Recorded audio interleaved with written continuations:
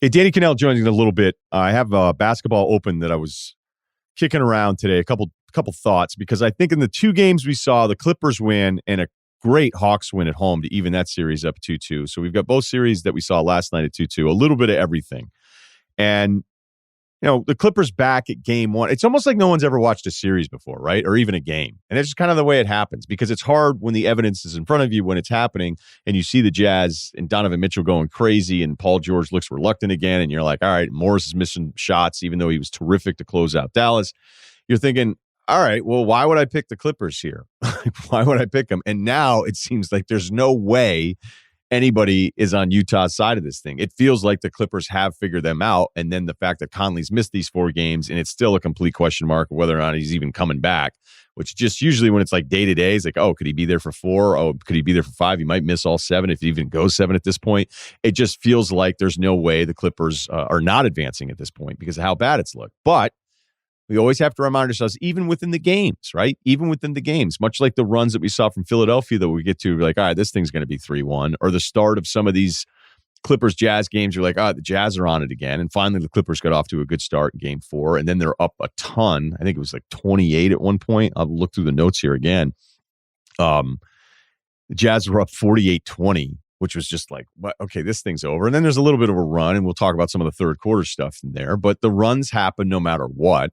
And the runs usually happen because the other team's crushing the other, and they're just not going to play as hard at that moment, right? That's just kind of how it happens. So we got a little bit of everything in both games. So Kawhi and Paul George go for 30 together. I mentioned on Bill's podcast in game 3, that's only the 5th time that's happened with Kawhi and George in the same game. The 5th time that's happened since they've been together these 2 years. Granted, they both missed a lot of games this season. So then it happens in back-to-back. And Paul George, who we've been kind of like, oh, wow, look at him. Here we go. He's attacking despite the 30-13 philosophy that still holds true through him. That was actually, I think, your first quarter score last night, too. A little Paul George for you.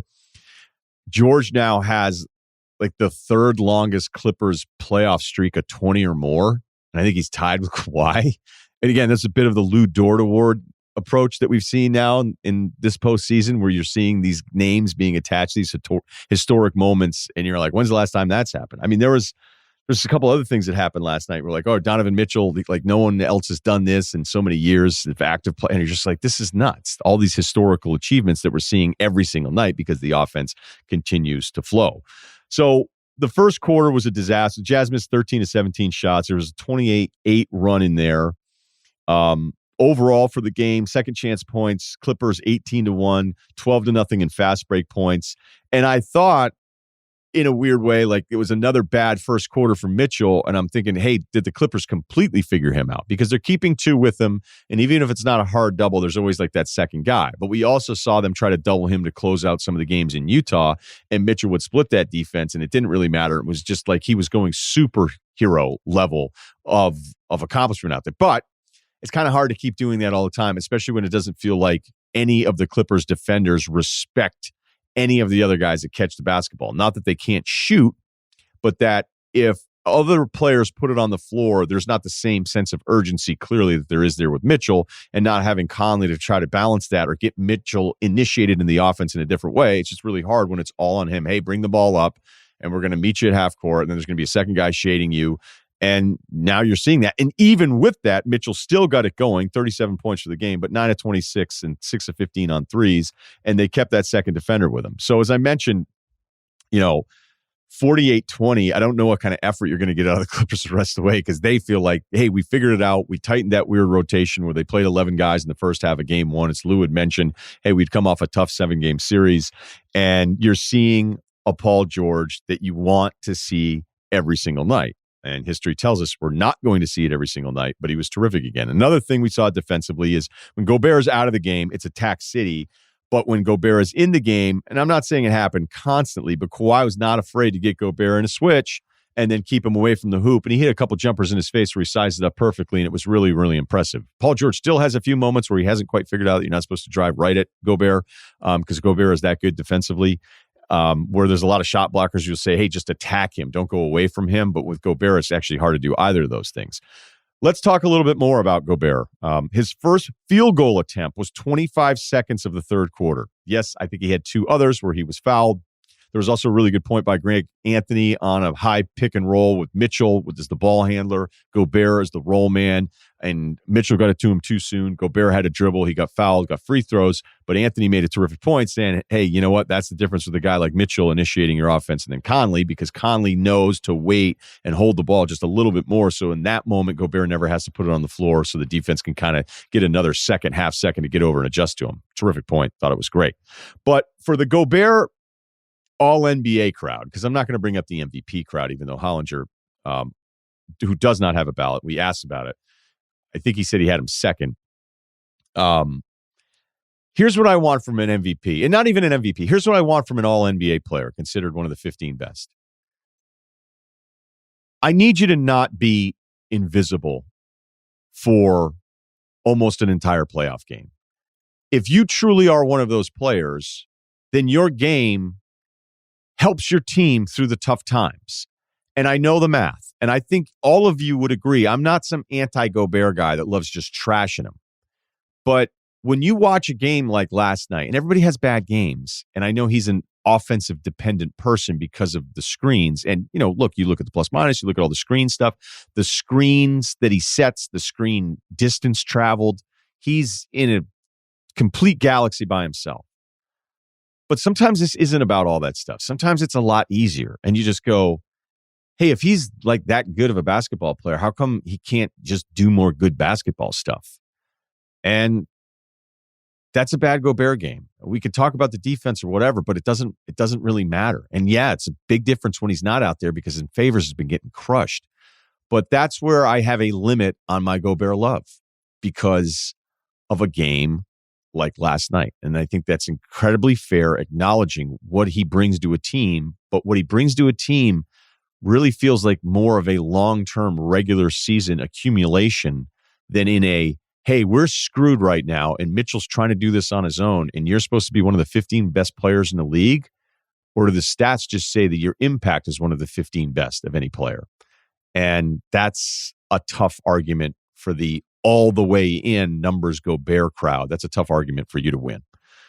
Let's start with the Hawks and Sixers here because this game felt it was just size against Trae Young now.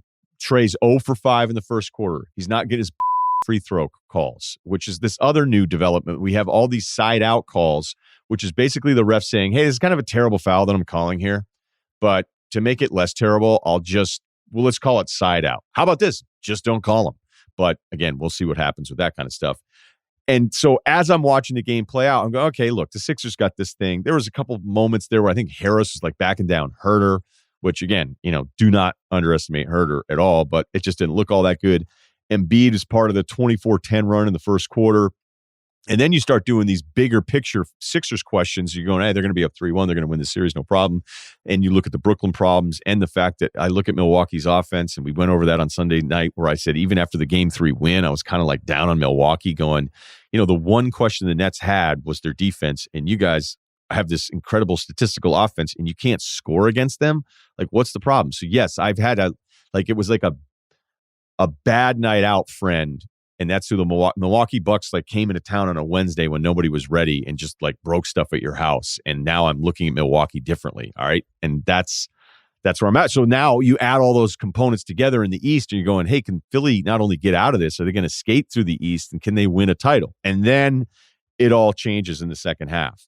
Because even though Philly was up, 10, 12, looked like they were totally in control, Embiid goes 0 for 12 in the second half. Let me find this number for you because this was important. Embiid, who through 3 games, 35 points per game, 53% shooting from the field, and 15 free throw attempts per game. Too big, too much size for Atlanta.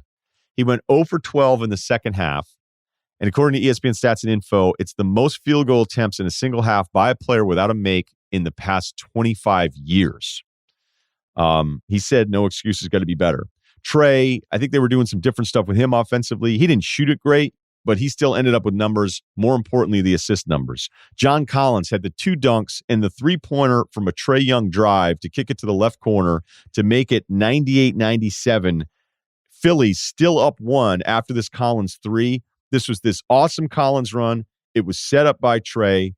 And now all the anti-Sixer stuff, right? A little bit of everything, the theme here from last night's game, where I'm watching the Hawks go on a 9-2 run to close out the last 2:44, and all the concerns that I have, like, that Sixers thing can still get kind of weird and stagnant. And like, do I really trust the spacing? And how are they going to play off of Simmons? And I mean, Simmons had this awful second half too, and no one could make any shots. And the Sixers, it's not like their 12 turnovers for the game is an alarming number, but it's bad when Atlanta only has 4. So even though Trey was missing, he still was doing, 18 assists. He did a great job of setting other guys up and not burning possessions the way Philly has a tendency to kind of blow some bad possessions. But even after the Collins 3, Sixers are still up a point, but just they couldn't get anything going the rest of the way. And Doc was not happy about it. Doc Rivers actually said lacking ball movement in reaction to that, said, quote, "When you do that, you usually lose, especially when the other team outworks you the whole fucking game." So that was Doc not happy with what I imagine he feels the better team now, being tied 2-2 with Atlanta. The body language in this one was weird. I don't know if it was Embiid laboring or if when he's missing shots, he labors more. There's plenty of guys that are guilty of that. When Embiid missed the layup off the Harris pass, where you thought, okay, well, Embiid's still going to get it, because you're still watching this going, the Sixers really going to lose this game? Because they've had stretches where they look far superior to Atlanta. So, again, credit Atlanta's toughness, resiliency, young team fighting back at home, crowd going crazy. That John Collins 3 was, I thought, the biggest deal throughout it all, because Trey gets a free throw that a lot of people debated. Look, he got hit. It was a late call. Got hit in the face by Embiid, and it was a really, really late foul call, but it was still the right call. So whatever. I didn't have a problem with Trey getting those free throws. But when Embiid missed the layup, there was a loose ball, and Simmons just lost it right off of his hands, and it went out baseline. And then they were trying to set up, the Sixers were defensively, because they didn't have any timeouts left, but they reviewed the call. So Doc pulled them all over, and he was talking to Korkmaz, and Korkmaz is like still intense, talking to Simmons, being like, all right, hey, and Simmons is like deadpan. And I don't know if he's pissed because he lost the basketball or whatever, but he was shut down. So that's a look, no one's having a good time blowing games. Nobody's having a good time losing playoff games. But there was some weird body language stuff in there with those two guys where all of the hype and excitement, and I'm thinking, wait, are they actually going to win a title midway through the third quarter? All the times where I'm like, oh, I'm not sure. And it still may not even matter. I still like the Sixers better in their series than I do like Utah in theirs.